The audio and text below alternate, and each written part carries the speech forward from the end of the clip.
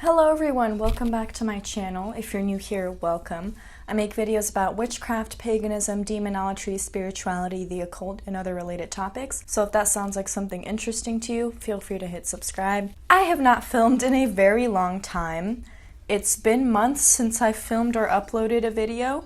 So hello, I'm sorry, I've been gone for so long. A lot of life stuff. My life got really hectic. I won't really get into that too much here, but I just wanted to let y'all know that I'm super excited to be filming again, and I'm really excited to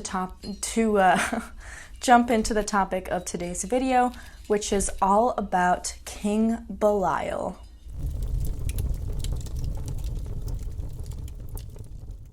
I do have some notes here, so if you see me looking down, that's why. I am going to be quoting from a few sources, so, you know, I'm going to have to read those out loud because I am not going to memorize entire passages from the Ars Goetia and the Dead Sea Scrolls.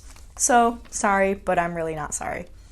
Now, let's start with who Belial is for those of you who aren't really familiar with him at all. Belial is a very popular spirit in modern occultism and magic, in both Solomonic magic and demonolatry and kind of other non-Solomonic left-hand path traditions alike. And I've seen sort of a boom in people talking about Belial, people working with Belial, so I thought I'd talk about him a little bit on my channel. Let's go into some primary sources and what they say about Belial. From the Ars Goetia, or the Lesser Key of Solomon, which, by the way, if you want to learn about specifically Goetic demons, you should read it. It is an essential text, in my opinion, for Solomonic and demonolatry practitioners alike. So, here it says, "The 68th spirit is Belial. He is a mighty and powerful king, and was created next after Lucifer. He appeareth in the form of two beautiful angels sitting in a chariot of fire. He speaketh with a comely voice, and declareth that he fell first from among the worthier sort that were before Michael and other heavenly angels. His office is to distribute presentations and senatorships, etc., and to cause favor of friends and foes. He giveth excellent familiars, and governeth 50 legions of spirits. Note well that this King Belial must have offerings, sacrifices, and gifts presented unto him by the exorcist, or else he will not give true answers unto his demands." What we can glean from this text is that Belial is a sort of dark or fallen angel, and we will go into another text that also confirms this, and that his kind of thing is giving out positions and giving out favor in comparison to other people. So let's say you're running for an election, let's say you want a promotion, stuff like that.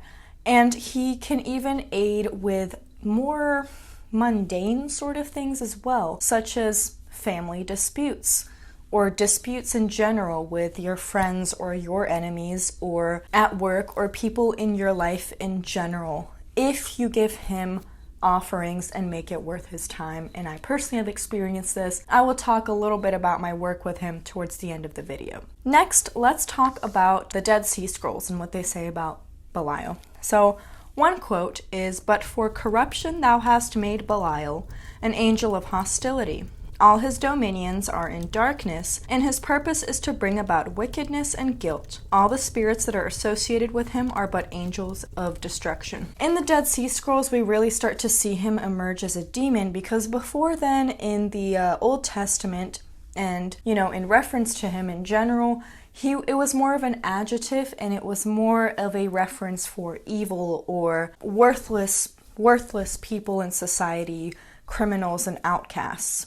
So I want to talk a little bit about that before we talk about Belial really becoming personified as more of a demonic fallen angel figure in the Dead Sea Scrolls. So in the Old Testament, he's mentioned 27 times, and he is sort of just described, you know, there's references to the sons of Belial who, you know, worship false gods, who will lead the sons of God astray, and things of that nature, where, you know, in translation, it's kind of translated to evil or pestilence or worthlessness in terms of describing people. In the apocryphal texts and the pseudepigrapha, which I hope I'm saying right because sometimes I really butcher words, he starts to become a little bit more personified, and he often becomes conflated with Satan. And this is sort of a big theme where he begins to be referred to as a Satan, as an adversary, but he also becomes this sort of Satan figure where it's God versus Belial. So Belial's not a small, regular demon. He is a big deal. This is God versus Belial. And in the New Testament, in 2 Corinthians 6:15,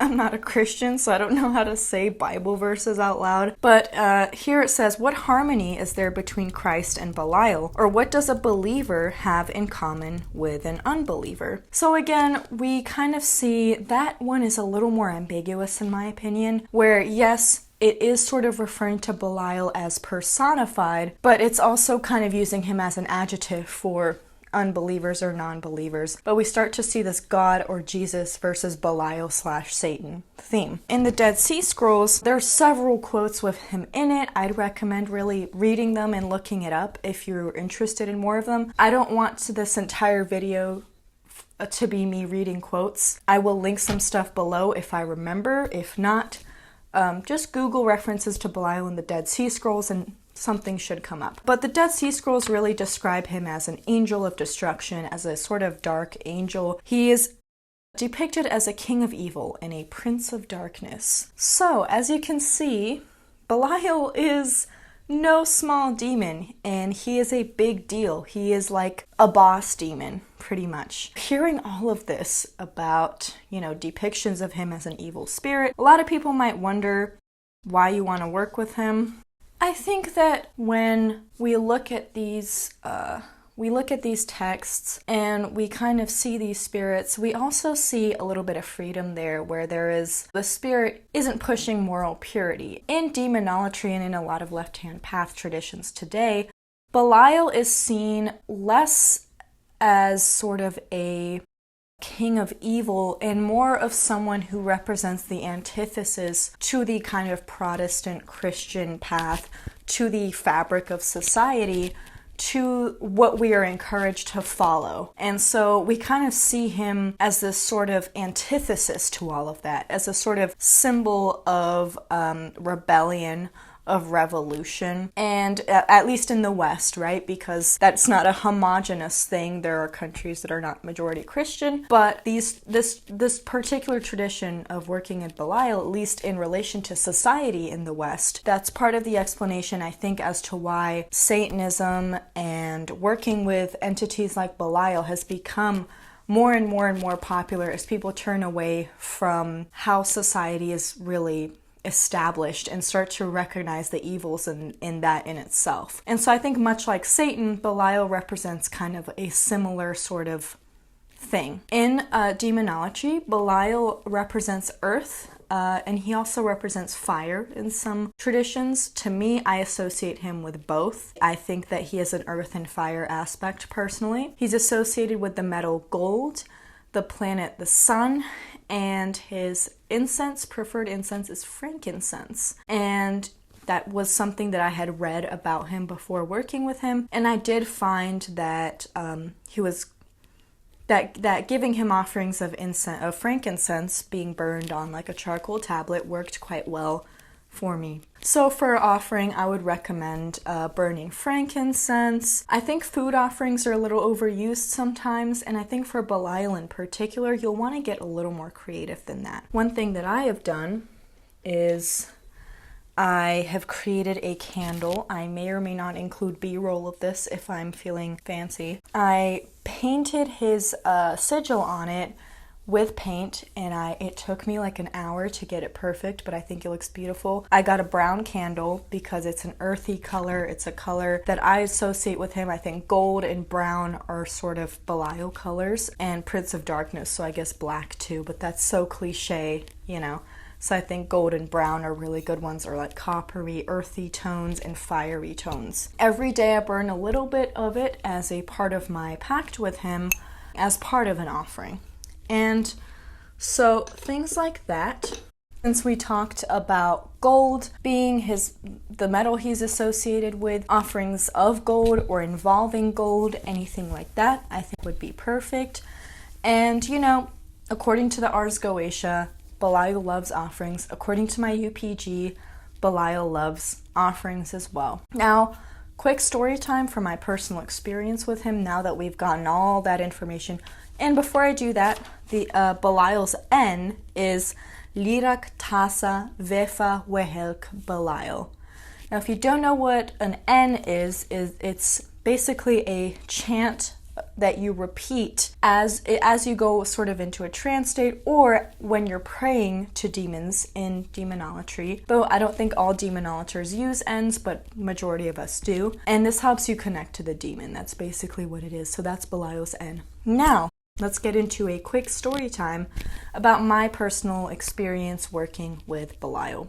I was telling my friend, actually, you probably know him, Christian, who I did the Infernal Alchemy podcast with. My camera died right as I was talking about this, but basically I was telling him about a problem I was having with someone, and he suggested that I work with Belial. Sorry, I had to go for a moment there and delete some stuff off my camera because apparently the card storage was full. But as I was saying, I really just wanted to keep the peace for that time in order for my life to be less hellish and more peaceful.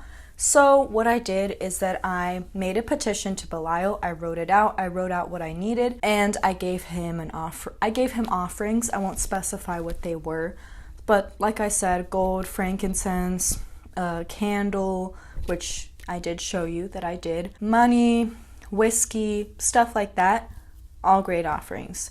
And I made the petition. I asked him for what I wanted, gave him my offerings, and I told him that I would light his candle for a little bit each day, or close to each day, because there's some days that I miss, and it's fine as long as it's still a consistent practice, as also an ongoing offering to him for this favor. And what do you know? The next day, this person completely switches and is so nice. Now, post that working, a few months after that working, we weren't without our problems, but I do think that things did significantly get better, and I did gain enough personal power that this person didn't have the amount of control over my life and my feelings and what I thought about myself and stuff like that. And I think that it really helped me step into my personal power. But yeah, I really enjoyed filming again. I'm sure editing this will be a breeze, not since I haven't done it in so long. But I did really enjoy doing this again, and I hope y'all enjoyed this video. If you watched all the way to the end, thank you so much. I love you. And if you enjoyed this video, don't forget to hit subscribe and comment and all of that stuff, which I'm really bad at promoting myself at the end of videos. All my links for other stuff, Patreon, Ko-Fi, Instagram, TikTok, everything is in the description. And also you'll find links to further information and other videos and texts down there if I remember to put them. So I hope you all have a lovely rest of your day. Thank you for watching. I love you all. Blessed be. Bye.